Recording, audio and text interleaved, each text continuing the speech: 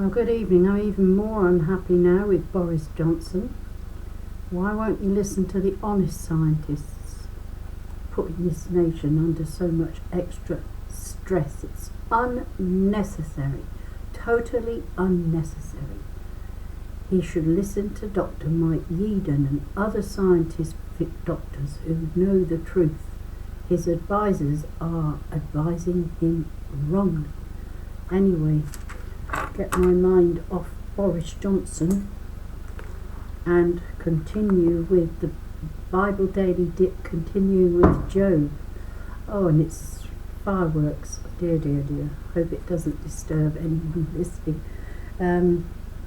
Facts Give the Lie is the title of Job 21, but I'm actually not on that. I believe I'm going to be on Job 20. So Job 20 is, oh, this is a good title. The course of justice admits of no exception. But it isn't Job speaking, it's Zophar of Naamath. He spoke next, and we're now going to hear what he said. I apologise for those fireworks. I'm sorry, I can't do anything about it. My thoughts urge me to reply to this, and hence the impatience that grips me. I have put up with prating that outrages me, and now my mind inspires me with an answer.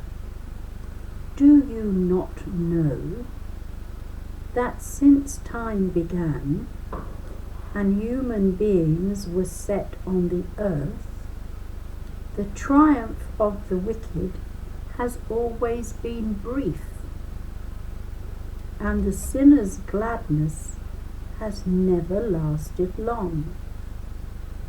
Towering to the sky, he may have been, his head touching the clouds, but he vanishes like a phantom once for all. While those who used to see him ask, where is he? Like a dream that leaves no trace, he takes his flight. Like a vision in the night, he flies away. The eye accustomed to see him sees him no more. His home will never set eyes on him again.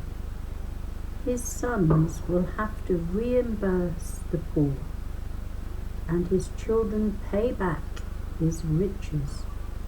His bones used to be full of youthful vigour, and there it lies, in the dust with him now. Evil was sweet to his mouth. He would shelter it under his tongue, cultivating it carefully. He would let it linger on his palate. Such food goes bad in his belly, working inside him like the poison of a viper. Now he has to vomit up the wealth that he has swallowed. God makes him disgorge it. He used to suck viper's venom, and the tongue of the adder kills him. No more will he know the streams of oil, or the torrents of honey and cream.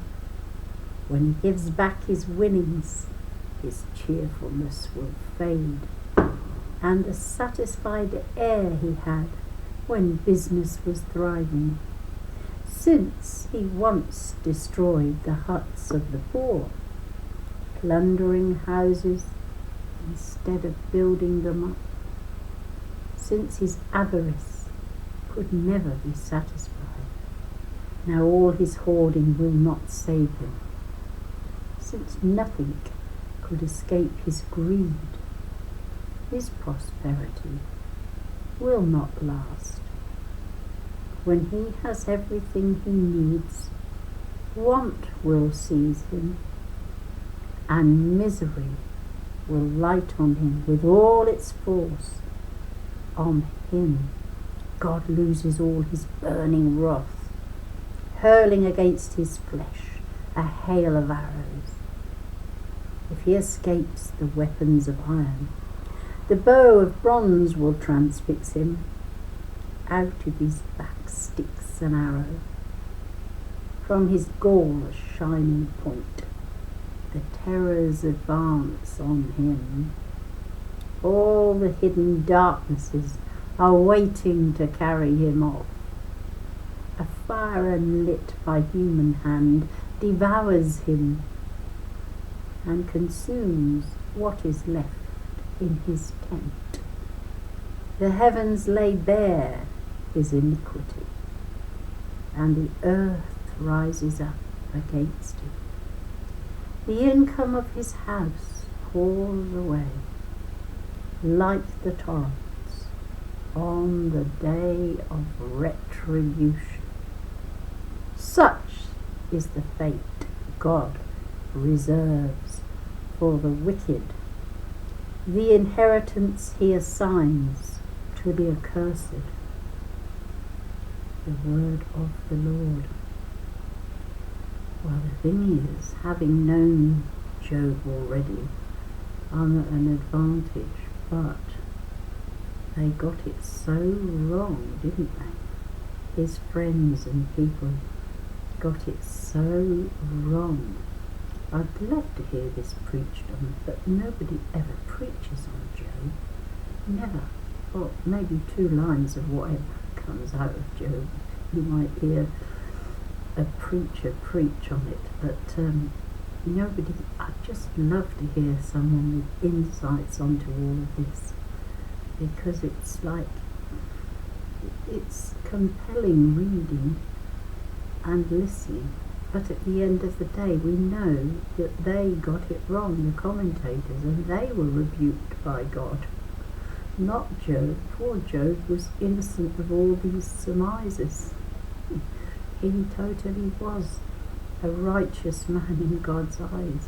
He never failed, but they did. I mean, what an imagination. Where did that Zophar of Naamath, where did he get all those horrible thoughts from? Horrible. Probably he was like it. Who knows? Anyway, next time it's facts give the lie, when Job spoke next. So his one will be worth listening to. Next one will be chapter 21. Well, we're getting there, aren't we? Good night.